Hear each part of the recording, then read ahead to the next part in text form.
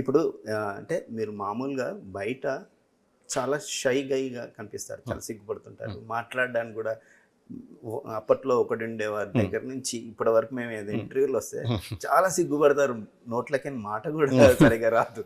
అదే చాలా ఆశ్చర్యం అనిపించేది ఏంటంటే ఈ ట్రైలర్ చూసిన తర్వాత శ్రీ విష్ణునే ఈ సినిమా చేసింది, బాడీ లాంగ్వేజ్ మారింది, లుక్స్ మారాయి, బిహేవియర్ మారింది. అంటే మేము చూసిన చిన్న పాయింట్లోనే ఇవన్నీ ఫీలింగ్స్. సో మీరు ఈ కెమెరా ముందుకు పోయాకే ముందు కెమెరా ముందుకు వెళ్ళాక ఏమవుతుంది మీ బాడీ? ఆ పాత్ర మేబీ ఆ పాత్ర ఇన్ఫ్లుయెన్స్ అవడం అంతేనండి.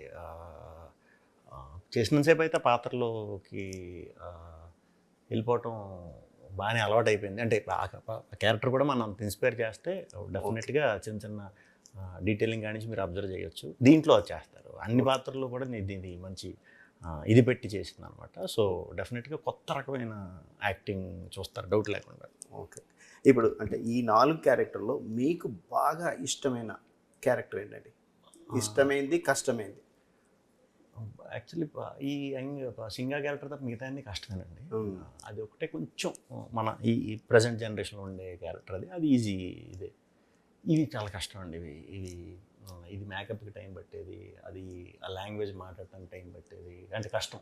ఓకే, ఇది కంప్లీట్గా ఈ క్యారెక్టర్ ఒక 7-8 మంది ఆడపిల్లలకి తండ్రి పాత్ర. సో చాలా వెయిట్ ఉంటుంది, తెలియని అది మనం చూపిస్తూ ఉండాలి, ఆకతాయిగా ఉండకూడదు.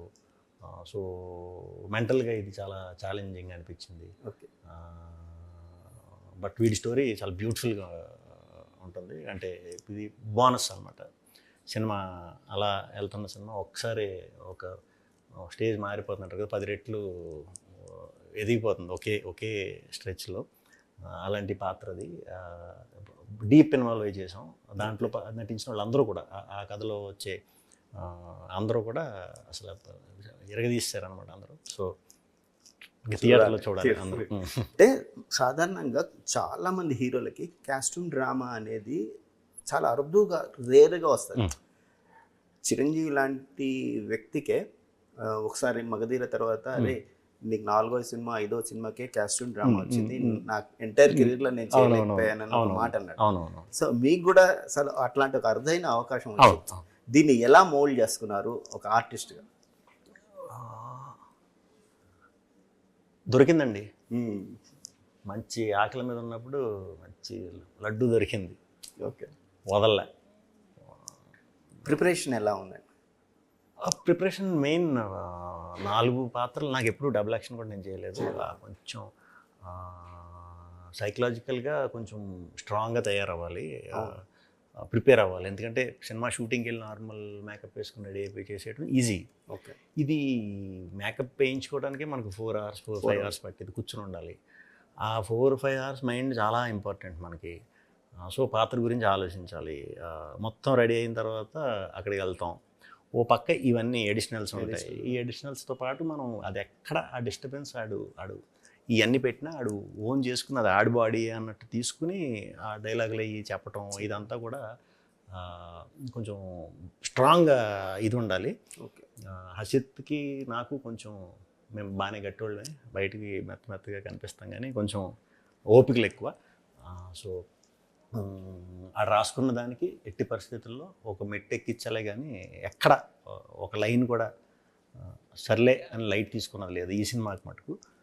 సో ఆ కష్టం, ఆ ప్రిపరేషను, ఆ జోయల్నెస్ అండ్ ఆ సీరియస్నెస్ అన్నీ కూడా మీరు సినిమా చూసినప్పుడు మీకు అర్థమైపోతుంది. ఇదేంటి ఇంత అర్థమైపోతుంది.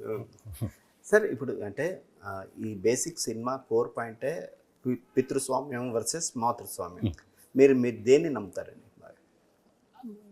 వ్యక్తిగతంగా? అంటే మనకు ఇంట్లో మన నేటివిటీలో అమ్మ మాట వినాలి, భార్య మాట వినాలి.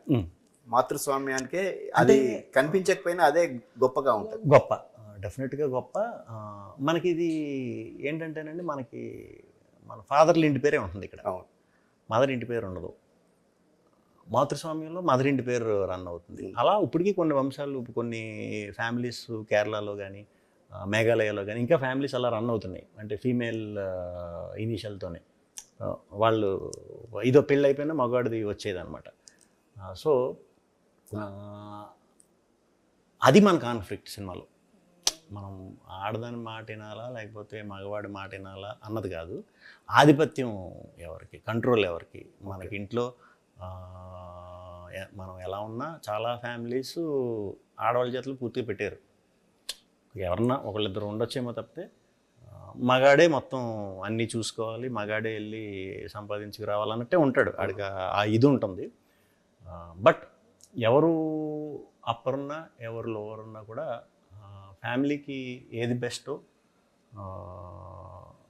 అదే ఆబ్వియస్లీ చేసుకుంటారు. అట్ ద సేమ్ టైం మనం ఆ రెస్పెక్ట్ ఉమెన్కి ఇవ్వాలి. వాళ్ళు ఎలాగ మనకి ఆబ్వియస్లీ ఇస్తారు. అలా ఒకళ్ళకొకళ్ళు ఆధిపత్యం ఒక్కో దాంట్లో వాళ్ళు టాప్ అవ్వచ్చు, ఒక దాంట్లో మనం టాప్ అవ్వచ్చు. ఆ ఈక్వాలిటీని దీన్ని కనుక మనం ప్రాపర్గా గైడ్ చేసుకుంటే ఏ మాతృస్వామ్యం అనేది ఏదన్నా నామకే వాస్తన్నట్టు అనమాట. బట్ సిటీల్లో అది ఈజీ. కొంచెం ఊర్లో ఇప్పుడు ఎలా ఉందో తెలియదు మరి నాకు. నేను చిన్నగా ఉన్నప్పుడు ఊర్లో చూసినప్పుడైతే మాత్రం చాలా రిజంబ్లింగ్ ఇవి నేను చూశాను. సినిమా చేసేటప్పుడు కనెక్ట్ అయ్యా.